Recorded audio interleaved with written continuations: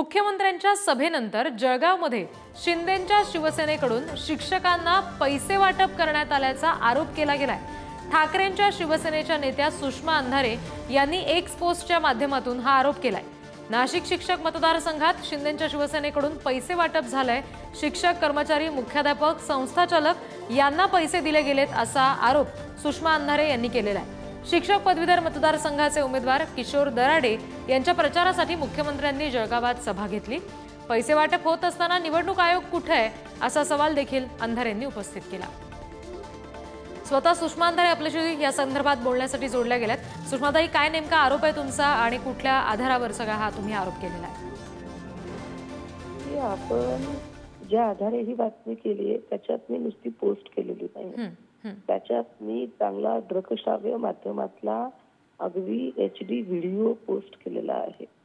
त्यामुळे मी केलाय तो आरोप केलेला नाही, मी हवेत बोलत नाहीये। आदित्य लॉन्सवर काल मुख्यमंत्र्यांची दराडेंच्या प्रचारार्थ सभा झाली। त्या सभेनंतर त्या सभेसाठी एकत्रित झालेले शिक्षक, शिक्षकेतर कर्मचारी या लोकांना पैसे वाटप झाले। पैसे वाटप करताना त्यांच्याकडे त्यांनी फॉर्म्युला ठेवला होता की कमीत कमी एका शाळेतून जिथे 6 शिक्षक आलेले आहेत अशा लोकांना पैसे वाटप करायचे आहेत। पैसे घेताना शिक्षक दिसत आहेत, पैसे वाटप करताना लोक दिसत आहेत। त्या व्हिडिओमध्ये धिरुड नावाची एक व्यक्ती दिसते। हा धिरुड नावाचा व्यक्ती कोण आहे, त्याचं शिक्षण क्षेत्रात काय योगदान आहे, या सगळ्यांवर आपण माहिती घेतली तर आपल्याला माहिती मिळेल। मी हवेत आरोप करत नाहीये, मी पुरावे दिलेले आहेत। बरं सुषमाताई, या संदर्भात आता तुमचं पुढचं पाऊल काय असणार याची तक्रार तुम्ही करणार आहात निवडणूक आयोगाकडे? आम्ही तक्रार लाख करते हो। निवडणूक आयोगाला सत्ताधाऱ्यांच्याच फक्त तक्रारी दिसतात, विरोधकांच्या तक्रारींवर आक्षेप घेण्यासाठी किंवा त्याची दखल घेण्यासाठी निवडणूक आयोगाकडे वेळ नाही, ही अडचण आहे। त्यामुळे आम्ही लोकांच्या हे लक्षात आणून देतोय की काय पद्धतीने सत्ताधारी स्वायत्त यंत्रणांचा गैरवापर करतायत। बाकी तरी सुद्धा आम्ही आमची जी काही कायदेशीर लढाई आहे ती लढाई लढतच राहू। बरं सुषमाताई, आता या पार्श्वभूमीवर तुम्ही म्हणताय की मी व्हिडिओ सुद्धा तिथे दिलेला आहे, त्याच्यामध्ये पैसे वाटप होताना दिसतंय, तर या सगळ्या पार्श्वभूमीवर आता जे मतदान करणारे शिक्षक आहेत त्यांना या क्षणाला काही आवाहन करू इच्छिता या माध्यमातून? खरं तर शिक्षक हा पिढी घडवणारा असतो। शिक्षक हा राष्ट्राप्रती, संविधानाप्रती काही नीतिमूल्य रुजवणारा असतो। आणि जर शिक्षकच त्या व्हिडिओमध्ये जर पैसे घेताना दिसत असतील, धडधडीत त्यांचे फुटेज दिसत आहे, तर हे गंभीर आहे। मला असं वाटतं की त्यांचा इनर कॉन्शियस सुद्धा त्यांना काय सांगतो हे महत्वाचं आहे। त्यामुळे त्यांनी त्यांचा सतत विवेक जागृत ठेवला पाहिजे, हे फार महत्वाचं आहे। तुम्ही तुमच्या पोस्टमध्ये निवडणूक आयोग कुठे आहे असा सुद्धा सवाल उपस्थित करताय, या संदर्भात तुम्ही काही पाऊल उचलणार आहात? म्हणजे थेट निवडणूक आयोगाच्या विरोधात? निवडणूक आयोगाला आज आम्ही लेखी तक्रारही करतोय। याच्या आधी आम्ही ठाण्यातल्या मीनाक्षी शिंदे नावाच्या महिलेने पैसे वाटप करतानाचा लोकसभेतला व्हिडिओ जारी केला होता आणि त्यावरही आम्ही तक्रार दाखल केली होती, परंतु निवडणूक आयोगाने त्या तक्रारीची दखल घेतली नाही। आम्ही जेवढ्या आतापर्यंत तक्रारी दाखल केल्या त्याच्या निवडणूक आयोगाने दखल घेतलेली नाही। मात्र निवडणूक आयोग सत्ताधाऱ्यांच्या एखाद्या तक्रारीची दखल मात्र तात्काळ घेतं, हे फार चमत्कारिक आहे। बरं सुषमाताई, तुम्ही आमच्याशी असेच जोडलेले राहा। शिंदेंच्या सेनेचे प्रवक्ते राजू वाघमारेजी सुद्धा आमच्याशी जोडले गेलेले आहेत। आपण बघतोय सध्या राजू वाघमारेजी की थेट आरोप केला गेलाय किंवा पोस्ट त्या संदर्भातली केली गेली आहे, व्हिडिओमध्ये पैसे वाटप होताना सुद्धा दिसतंय, काय नेमकं म्हणणं आहे तुमचं या आरोपांवर? सगळ्यात पहिली गोष्ट की व्हिडिओमध्ये पैसे वाटप करण्याचा जो प्रकार दाखवण्यात आलाय तो कधीचा आहे, केव्हाचा आहे, कुठचा आहे हे काही त्याच्यातून कळत नाही, हा पहिला प्रश्न आहे। दुसरा प्रश्न की ज्या वेळेपासून आम्ही सत्तेमध्ये आलो त्या वेळेपासून अशा प्रकारचे विविध खोटे आरोप आणि अफवा आमच्याबद्दल पसरवल्या जात आहेत। लोकसभेच्या निवडणुकीतही मुख्यमंत्री साहेब आले तेव्हा बॅगातून पैसे आले असं मूर्ख विधान शिवसेनेच्या उभाटा या गटाकडून करण्यात आलं। त्याच्यामुळे अशा प्रकारच्या विधानांची आणि अफवा आणि आरोपांची आम्हाला सवय झालेली आहे। जनतेच्या हे लक्षात आलेलं आहे की फक्त आणि फक्त खोटे आरोप करायचे, खोटं बोलायचं, रेटून बोलायचं आणि बदनामी करण्याचा प्रयत्न करायचा, अशा प्रकारचा खेळ विरोधकांनी सुरू केलेला आहे।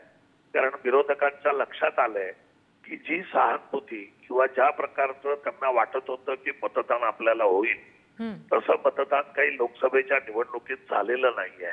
21 जागा लढून जर आपल्याला 9 जागा मिळत असतील तर आपल्याला जनाधार संपलेलं आहे हे लक्षात आलेलं आहे. त्याच्यामुळे आता शेवटी अशा प्रकारचे बदनामीचे आरोप करण्याशिवाय विरोधकांकडे काही पर्याय राहिलेला नाही आणि त्या फ्रस्ट्रेशन मधून झालेला हा प्रकार आहे. एवढंच खरं आहे. कारण हे जर आरोप खरे असते तर निवडणूक आयोगाने स्वायत्त संस्था आहे, त्यांनी त्याच्यावर निर्णय घेतला असता किंवा त्याच्यावर काही काम केलं असतं. पण याच्यातून काही सिद्ध होत नाही. फक्त अशा प्रकारचे आरोप करायचे आणि बदनामी करायची हा एकच प्रकार विरोधकांच्या हातात उरलेला आहे. पण आम्हाला विकासाचं राजकारण करायचं आहे. आम्ही विकासाचं राजकारण करतो, लोकशाही जिवंत ठेवण्याचं काम करतो आणि खोट्या नरेटिव्हला आम्ही बळी पडत नाही. आणि ते खोटे नरेटिव्ह जे एकदाच शक्य झाले ते पुन्हा काही शक्य होणार नाही. सुषमाताई, आपण ऐकलं ते नेमकं काय म्हणाले ते? त्यांचं म्हणणं विरोधकांचा खेळ आहे हा सगळा. दिवसाची सुरुवात राजीव वाघमारेजी किती खोटं बोलून करू शकतात सकाळी सकाळी, याचा फार चांगला प्रत्यय मला आला. जो व्हिडिओ खोटा आहे असं तद्दन खोटं बोलत आहेत ते, त्यांना हे कळलं पाहिजे की आदित्य लॉन वरचा तो व्हिडिओ आहे आणि तो व्हिडिओ खरा आहे हे स्पष्ट करण्यासाठी मला फार प्रयास करावे लागणार नाहीत. तुमच्या सभेमध्ये जी लोक आता पैसे घेत आहेत, ज्या कपड्यांवर पैसे घेत आहेत, त्या कपड्यांचे रंग, त्यांचे शर्ट, त्यांचे पोशाख आणि ती सगळ्या व्यक्ती या सगळ्या त्या सभेमध्ये होत्या. त्या सभेतले व्हिज्युअल्स उपलब्ध आहेत. त्याच्यात मी विरुड नावाच्या व्यक्तीचा उल्लेख केला जो त्या सभेमध्येही उपलब्ध आहे आणि ही सगळी लोक याच कपड्यांसकट तिथे उपलब्ध आहेत. तरी सुद्धा राजू वाघमारे इतकं खोटं बोलतायत, सकाळी सकाळी खोटं बोलतायत, हे फार विशेष आहे. राहिला प्रश्न की आमचा खोटा प्रचार वगैरे केला जातो वगैरे, तर तुमचा खोटा प्रचार करायची काहीच गरज नाही. जे लोक नखशिकांत खोटारडे आहेत अशांचा खोटा प्रचार करायची काय गरज आहे. आणि राहिला प्रश्न काय म्हणाले ते की निवडणूक आयोगाची स्वायत्तता वगैरे, स्वायत्तता कशाशी खातात हे सुद्धा ज्या लोकांना माहित नाही, ज्यांनी सगळ्या स्वायत्त यंत्रणांच्या स्वायत्तता कोळून पिलेल्या आहेत, ज्यांनी पैशातून सत्ता आणि सत्तेतून पैसा या दुष्टचक्रामध्ये सगळी जनता भरडली जात असतानाही ज्यांचा सत्तेचा माज अजून गेलेला नाही, जे आम्हाला सांगतायत की तुम्ही नरेटिव्ह, कुठल्या नरेटिव्हची भाषा करतात, ज्यांच्या भाजपच्या स्वतःच्या अर्थमंत्री निर्मला सीतारामन यांचे यजमान सांगतात की जर यांनी निवडणूक लढली आणि सत्तेत आले तर हे संविधान बदलून टाकतील. यांच्या पक्षाच्या पंकजा मुंडे सांगतात की संविधान बदलणार आहोत आम्ही. यांच्या पक्षाचे कित्येक लोक सांगतात की आम्ही संविधान बदलणार आहोत. आणि हे नरेटिव्हची भाषा करतात. ज्या शिक्षण क्षेत्रामध्ये इकडे एकीकडे धर्मनिरपेक्षतेचे तत्व असताना सुद्धा धडधडीत मनुस्मृतीचा समावेश करणारी माणसं हे संविधान विरोधी नाही का? परंतु राजीव वाघमारे यांनी हे ठरवून घेतलेलं दिसतंय की आता मी जर माझं काँग्रेसमध्ये काही धडभन झालं नाही आणि मी शिंदेचा प्रवक्ता झालोय तर शिंदेच्या सगळ्या खोट्या बाबी मी आता खऱ्या करून दाखवल्या पाहिजेत. त्यामुळे सकाळी सकाळी तरी किमान लोक म्हणतात की राम प्रहारात खरे बोलावे. राम प्रहारात इतकं खोटं राजीव वाघमारे बोलू शकतात, मला याचं फार विशेष वाटतंय. आणि हा व्हिडिओ खरा आहे की खोटा आहे? मी म्हटलं ना की त्यातल्या पोशाखासह तुमच्याकडच्या जर व्हिज्युअल्स मी सभेतले काढले तर तुमचा बुरखा टरटरा फाटेल. त्यामुळे फार सोहळ्यात वावरण्याचा प्रयत्न करू नये शिंदे गटाने. सत्ता आज आहे तुमच्याकडे, स्वायत्त यंत्रणा, तुम्ही आज तुम्ही कदाचित झुकवू शकाल, पण कुठेतरी तुमचा जो काही कॉन्शियस आहे, तुमचा जो सतसत विवेक आहे, कुठे काहीतरी नीतिमूल्य नावाची, विवेक अविवेक, योग्य अयोग्य नावाची जी गोष्ट आहे त्याला घाबरा.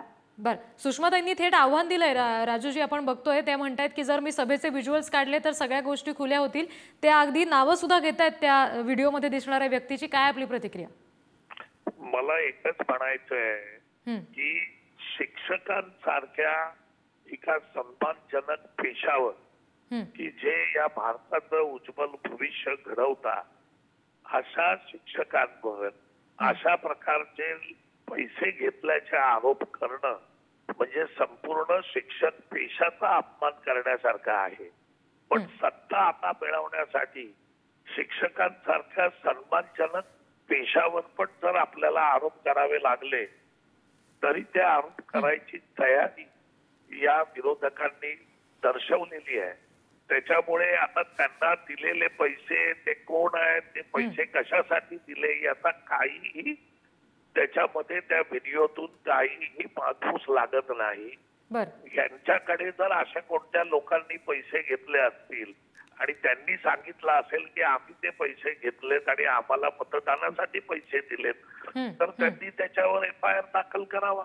अशा प्रकारे मीडियामध्ये राजू वाघमारे मला बोलू द्या काय बोलू द्या. खोटं बोलताय तुम्ही. कसं काय खोटं बोलू शकता तुम्ही? आम्ही शांत बसलो. कसं काय इतकं खोटं बोलताय? इतकं खोटं कसं बोलताय? तुम्ही काय मान अपमानाच्या गोष्टी करता?